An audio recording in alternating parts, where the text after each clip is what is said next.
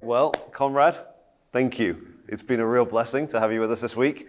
And you've taken us through the book of Malachi. We'll talk about that in a minute. But first of all, can you just give us a snapshot of family and ministry? What's normal for you? We're all in this weird bubble at ELF. When you're outside of this bubble, what's normal life? Yeah, well, first of all, I'm married to a lady called Felistas. We have 6 children and 7 grandchildren. Our children have all grown up, they've left home now, but thankfully they are all within the same city. And so although it's just my wife and myself in the home, normally our home tends to feel sometimes like an airport terminal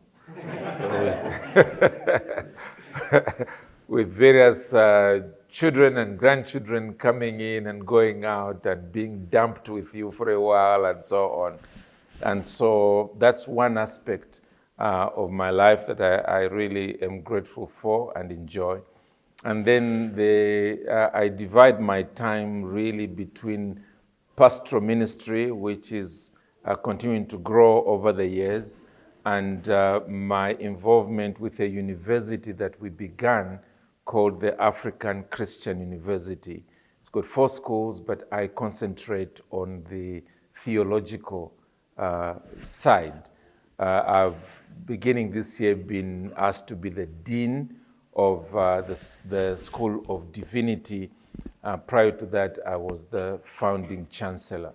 So there's quite a lot that is happening on that front during the week, because we have a lot of young adults that we are mentoring and discipling through the education process. And then, of course, as I said, the church as well. I'm an author, not just of books, but I've maintained a column in our national newspaper for easily 30 years. And so that occupies me also weekly in terms of writing and so forth. So there's those are the sort of areas that occupy me quite a bit. So what's the transition like from having children at home to having grandchildren coming into the home? Is that just pure joy, or is that... Yeah, well, I've never forgotten the day we came back from the last wedding and walked into the house, looked at each other with my wife and said, "Is this all?" That's it, they've gone, and so forth. It was a bit of a surprise, a shock, that we've come round and we are now where we began, the 2 of us, apart from white hair. But the joy, yes, of handling grandchildren, I think people say that it's the best time in life. You wish you began with that rather than with raising your own. Especially the fact that when they begin to show tantrums, you can hand them back. You just enjoy the best part of it. So, yeah, we really enjoy. Do you feed them lots of sugar and then hand them back as well? No, not quite. We just enjoy our time. That's great. Yes. When you look back, just thinking having 6 children is significant. How does that relate to ministry? Because there's different seasons, aren't there, with children and different pressures in the home. How have you found over the years the tension or the balance between ministry and outside the home and your ministry inside the home? Yeah, I'm very glad that earlier in my pastoral ministry, I was challenged to prioritize my wife and my children rather than sacrificing them on the altar of ministry. I'm very glad about that, because my natural tendency would have been the exact opposite. So just keep going and going and going and then have my wife sort of struggling to keep up and hopefully handling the kids in the background. And so that was a bit of a wake-up call, but I'm glad I learned it earlier in my ministry. And yes, I'll give you an obvious example. When there were real difficulties in the life of the church, one of the things I tried to do was to put a barrier between what's going on, all the attacks on me, from my wife and children being aware of this. And one of the things that it did for me was that I could go from the bloody battlefield, enter my home, and just find an environment of love and joy that had a therapeutic effect upon me. But it also meant that my children could come to church oblivious of the fact that there are quite a few arrows in the back of their dad, bloody arrows, and they're able to enjoy sometimes playing with the children of the very individuals that are giving me hell in the context of the church. And I think that was a great help for our children growing up in the context of the church. I mean, every so often my wife would obviously see this guy's in trouble, just by the look on my face. And as she pressed hard, I finally yielded in terms of what's going on. But as much as possible, I tried to save her, because she's a very sort of emotional individual. She tended to feel things a lot more than I do. So those would have been some of the challenges. One or two others would have been when my own children got into their mischief in the context of the church, and were sort of arrested by one of the elders and brought to me. But thankfully the elders knew that even pastors' children are children. So you don't want to tear down the pastoral ministry because a child is up to mischief. But still, we needed to handle them.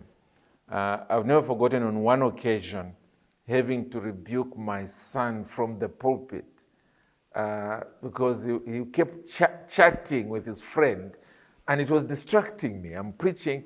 Every so often, I would notice they're giggling away. And finally, it only happened once, thankfully, in 30 plus years of ministry. I paused, I looked, they were still chatting away. And finally, I mentioned the name and said, stop it. And then continued the sermon. As I said, I'm glad I never did it again. But yeah, that young man is now a pastor. He's probably telling that story right now, right? Yeah, so there have been different phases. Thankfully, as they came to faith and began to participate in the life of the church, something of the ministry, especially from the family devotions, a lot of that began to come through into their lives. And as they got married, especially the girls, and noticed that their husbands didn't seem to have this tradition of having God's word read in the context of the marriage and family, they would come to me and say, we just took this for granted. That's what happens. But getting our husbands to really do this is proving to be quite a challenge, and so forth. So they were able then to begin to translate that into their new homes. This may be an unfair question, so feel free to dismiss it.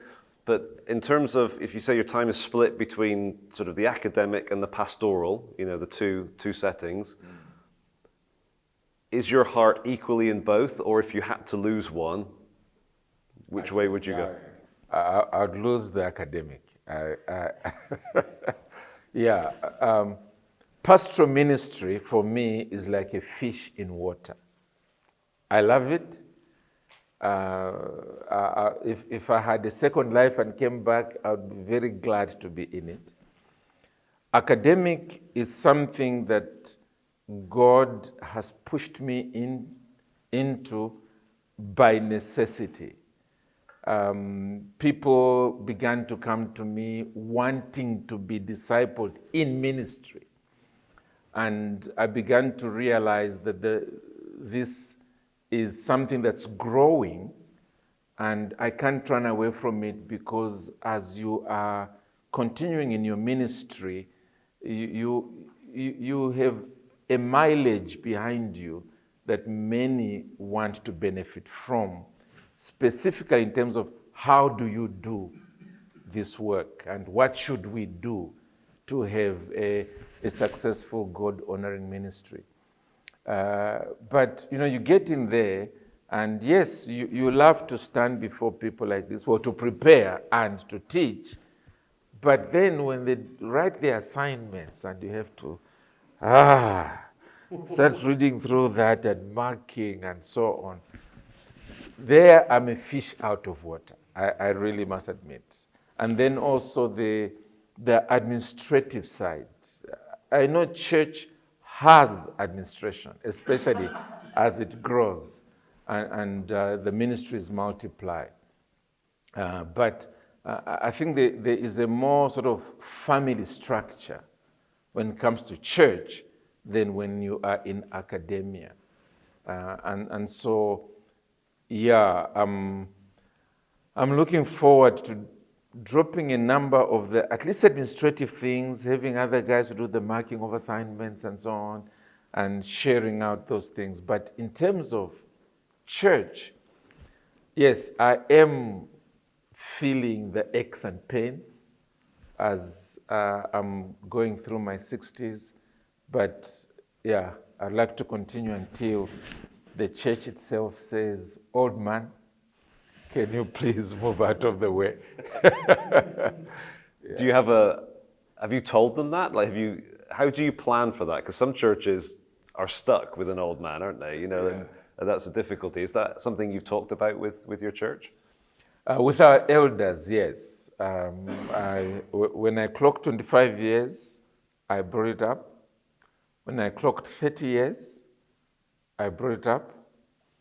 And I remember they just said to me, "Conrad, if you think you're going anywhere, forget that idea. You are stuck with us." But I said to them, we do need to prepare, because there has to come a time when I move out of the way, and I'd like it to be a smooth transition rather than just sort of dropping off by the way, if we can avoid it. Thankfully, there is a younger pastor who's been working with me now for about 12 years. But again, ultimately, the elders together with the church have to decide whether he will provide the leadership when I step aside, or somebody else will come in. I'm not the kind of person who thinks that I should appoint my successor. I think it has to be a collective process.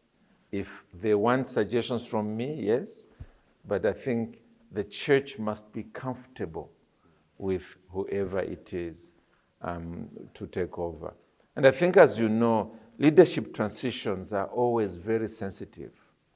You can easily destroy what you've labored for a number of years by the way you handle it. And so, in a sense, it's been something of what I pray about, and especially when I'm seeing situations that have worked out well or have worked out badly. I really want to learn from that so that I can do it well. We'll see how things work out. That's great. So over 30 years in the same church, as a Bible teacher, preacher, have you covered the whole Bible multiple times? Like, how does that look? Yeah, this year, last September, I clocked 35 years. So I'm in my 36th year. And the way I normally function is I have my own personal devotions. as I read the Bible independent of my preaching. And often it is as I am reading the Bible my own that either sections of the Bible or whole books of the Bible leap at me or give me a sense that the truths here are relevant to our people, to our times, and that this is something that we haven't handled for a while. So I tend to bank that as I'm waiting to finish whatever series I'm doing or taking a nice break in between a series I'm doing. So that's one. The other is I try to swap or move on from Old Testament, New Testament, back to Old Testament, back to New, so that the church is not stuck in one part of the Bible. So it's almost a taken that if currently there's a series going on in the New, that my mind is already thinking, okay, where in the Old Testament can we go to next? And then I also tend to want to go from narratives to prophecy to psalms or poetry to the letters, apocalyptic literature, so that again, I'm just giving our people a sense of the variety that is there and how to handle it different from others. So in some parts of the Bible, I would be going verse to verse. Others, like right now, I'm doing what I think a number of you may have done, major lessons from minor prophets. So I'm literally taking large chunks as we're making our way. We're currently in Amos. So again, it's just the variety that I seek to give. And as I've already said from the beginning, it's not a tossing of a coin in the air and saying, okay, and this is what we should do. It's coming out of partly my walk with the Lord and partly where God's people are at any one time. But quickly, I also do two, and I've done this for over a quarter of a century, 2 seminar days every year. One is in June and the other one is in November. In June, it's always a biographical or historical seminar. 3 messages all the time, 2 in the morning, 1 in the afternoon, and then the people get together for some discussion and it ends with a Q&A. So June is a historical figure or just a period in history. And then in November, it will be an issue, a topic that I think our people are wrestling with, and I'd like to address it or get somebody else to come and address it in the context of the church, because I find that regular ministry in the pulpit, you don't have an opportunity for question and answer. You preach and take it or leave it, I'm out of here. But these kinds of issues, people have questions. And so I want us to have a session, and these are on Saturdays. The presentations are given, they are discussed, there's a Q&A, and people are clearer. So the reason why I've loved that is then I can afford to be more expository in regular ministry, because I know there is a point at which I can handle topics and handle them in a way that there is a Q&A attached to it. So I thought I'd just squeeze that in. Yeah, that's helpful. So generally speaking, you're kind of working through books, you know you've got that 1 or 2 points in the year where you can do something specific. Have there been times where you've chosen to break a series in order to address something specific in your preaching ministry? Well, let me say that every year on the anniversary of my pastorate, I do what I call an anniversary sermon. And our folks look forward to it. In fact, it's, because we all start ministry on a particular day rather than in a month as such. So when that month is going to an end, they tend to say, hey, aren't you doing your anniversary sermon? They think that maybe I won't do it that particular year. So they do look forward to it. And it's often, I tend to think hard and pray hard about something that is relevant to the life of the church at that time. So sometimes it's a message of genuine joy and encouragement and hope. Sometimes it's like a funeral, literally. I'm broken about what's happening in the life of the church, and I think it's just right that I pour out my heart. So there's a great variety there. When I clocked, I think it was 25 years, I did a number of months of a number of messages, and they had to do with what do we believe the Bible teaches about the most important things. So, scripture, God, the fall of man, and so on. So I basically did all that, but I did it as an anniversary series. So again, it broke into a series that I am doing. And then also, again, to get back to your question, I think any pastor can tell when God's people are sort of, not again, they're getting a little tired of this series. So it is good for you to read the signs of the times and take a break and just handle something else. So I tend to do that as well. You can also pick it from your wife, you can pick it from your children. Dad, are we back in that book again? And kids can be very honest. I love one Sunday, let me back step a little bit. When our children were growing up, when it was their birthday, we gave them complete liberty to say anything they wanted to say to us with no consequences whatsoever. It was their one day in a year where they could do that. So I've never forgotten one day, it was the birthday of our second son. And he says, so now, Dad, because they would say it to the parents and their siblings. So he comes to me and says, now, Dad, my message to you is this. Remember that your church members are not all giraffes. There are also some lambs down there.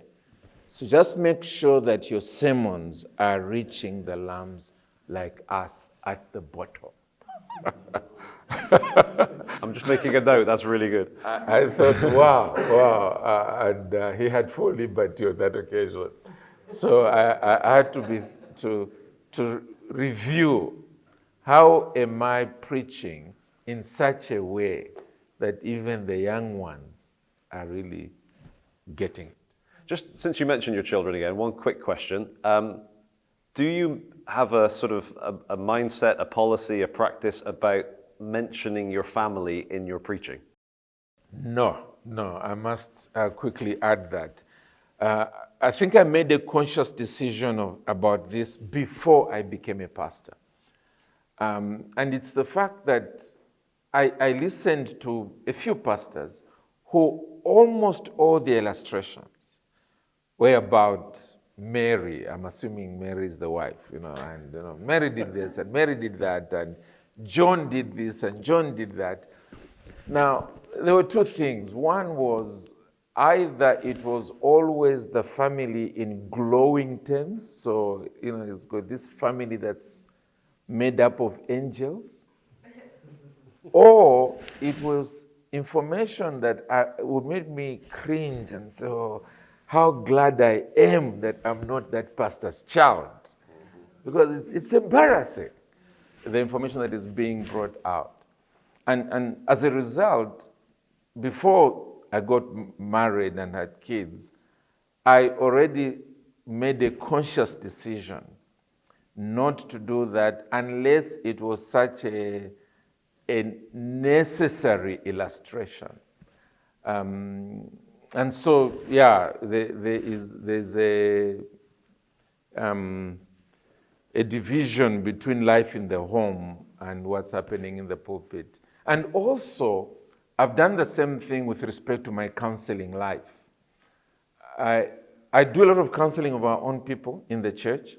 And one of the things they have said to me over the years is that part of their freedom in opening up to me is the fact that they never hear me referring to things like, somebody came to me and he had this problem and I said this to him.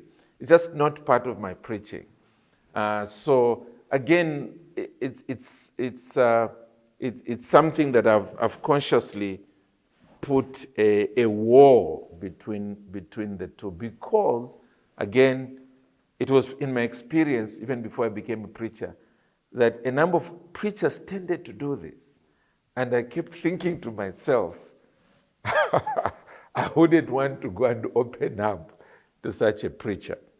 And so you shut off so many of your own congregation from coming to you because they're afraid they might be the topic for the next sermon.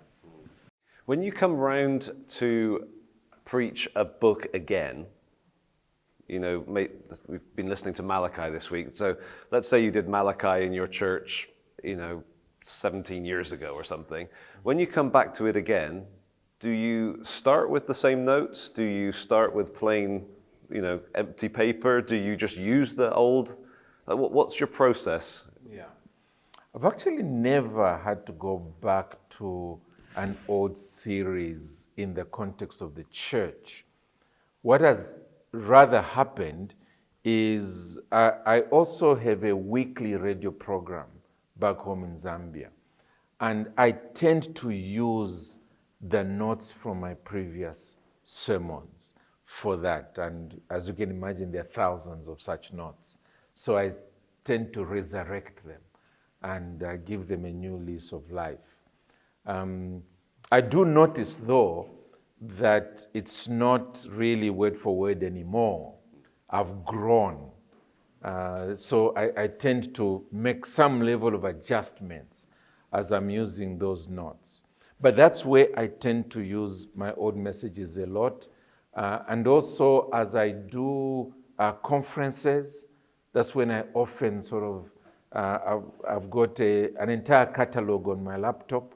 So I type in the search words, the keywords, and see if there's something that's closer to what I'm being asked to do. Sometimes it's 3 or 4 messages, and then I work with them so that I, in a sense, have the raw material that I then can use for what I'll be preaching on. And the advantage is that a lot of the exegetical spade work would have been done the first time round. And so in that sense, there is less time required, and there is a greater sense of confidence that, what I have is the truth from this passage, and not just my own thinking, which might embarrass me afterwards, discovering that my version of the Bible is actually inaccurate at that point. So I think that's what I do. It is possible, I need to think hard about the fact that I've handled a text again rather than a series. It's quite possible because, for instance, when I was doing that series on what we believe, the Bible teaches about the most important things, some of the texts that I was using are texts that were in other books of the Bible, passages of the Bible that I would have handled. Oh yes, I also have used previous notes, especially when it's a time of weddings and funerals, because of the fact that usually it's quite a lot of new people relatives of our church members have come in. And then you can only have so many passages of the Bible that are relevant to marriages and funerals anyway. And so I would reuse those passages and then just bring in some biographical material on the lives of the people getting married or those who are, who've died. Yeah, that's helpful. So how did you choose Malachi for this week? What was your sort of thought process, prayer process for that? Well, two major steps. First was that a few years ago, I was preaching at a conference, and soon after I arrived there, I was told that the main speaker had had some crisis in his family and therefore couldn't travel coming into Africa. And so I was asked to, literally on the spot, see if I could handle what I was already given, but also add those sessions, and there were 4 of them. So it had to do with preaching or ministering in fact, the word wasn't difficult times, it was another word, but it implied perilous times. Yeah, that's the way it was. And so as I sort of scanned the Bible mentally, thinking, okay, which preacher or prophet or what passage that can I break down into 4 sessions and deal with that?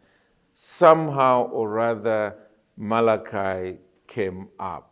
And I hadn't handled Malachi in 25 years, and I didn't have the notes. So I really had to miss a lot of that conference because I was doing quite a bit of work in the background and so forth. Thankfully, for my sessions, the message is already ready, so I didn't have to prepare for that. So that was just a few years ago. When the invitation came for this, and again I processed the hard times in Europe, because that was still fairly fresh in my mind, that became one of the options that I put before the organizers for this conference. And so when they picked that up, then in a sense, I had a lot of that material. I literally just had to rework a bit of it to make it more relevant for Europe. Glad you did. So when you switch contexts, in your mind, what's the difference as far as the preaching, teaching element goes? What's the difference between being at a conference and being in a church? How do you change your preaching for that? I think there are 2 major blocks of thought that I would bring out.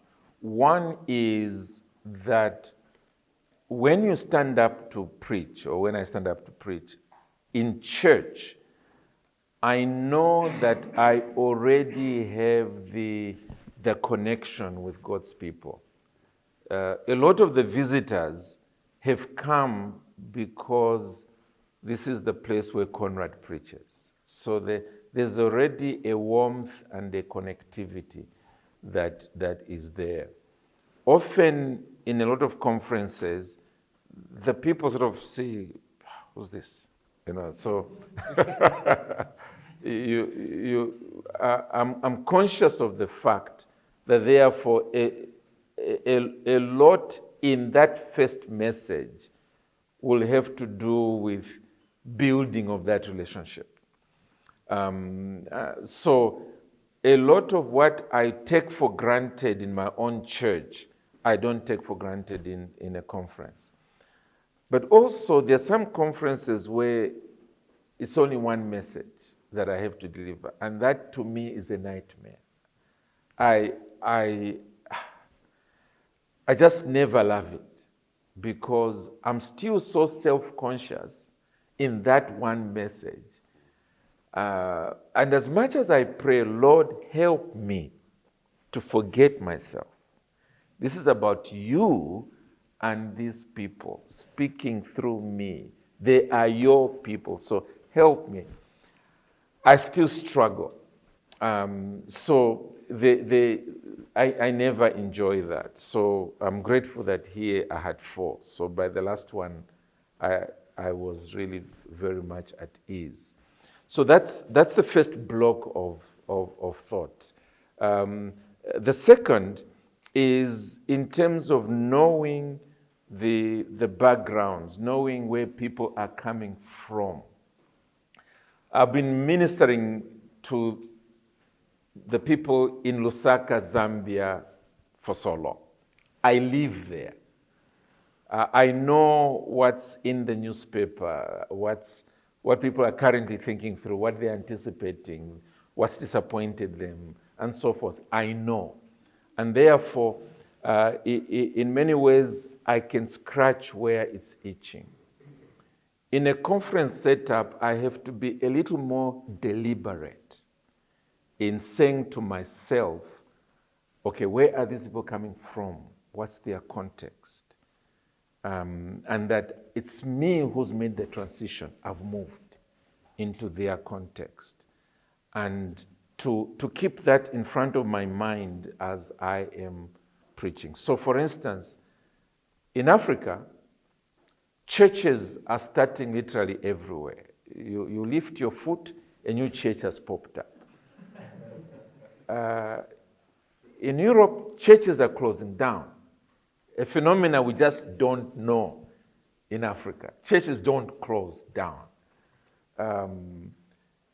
You have greater loneliness among people here who are seeking to be faithful to the Lord. And then they come into a place like this. It's like suddenly finding themselves in a feast of like-minded brethren. I have to keep that in mind as I'm preaching. Whereas in our context, it's more a Christianity that has gone off the rails. That's just, I use the phrase, witch doctors, that are now really destroying the Christian landscape. That's the perilous times in which we are in. And so I have to apply in that context as I'm preaching at conferences in Africa. So it's that second block of thoughts that I need to process and therefore apply God's word relevantly where I've gone.